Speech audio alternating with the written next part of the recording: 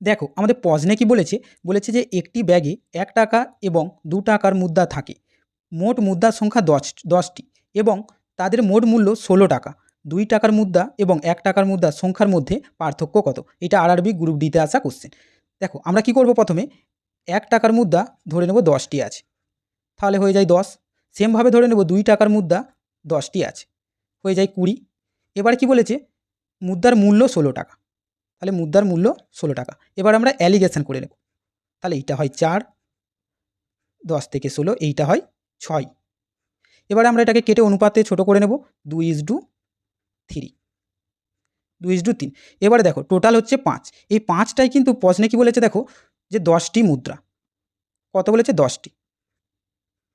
তাহলে এটা কত দিয়ে গুণ হচ্ছে? 2 দিয়ে। তাহলে এবারে আমার উত্তর কি চেয়েছে? উত্তর চেয়েছে 2 টাকার মুদ্রা এবং 1 টাকার মুদ্রার সংখ্যার মধ্যে পার্থক্য কত?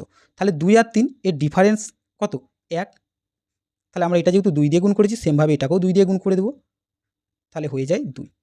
তাহলে 1 টাকা মুদ্রা এবং 2 টাকার মুদ্রার ডিফারেন্স কত? 2। Option A right answer.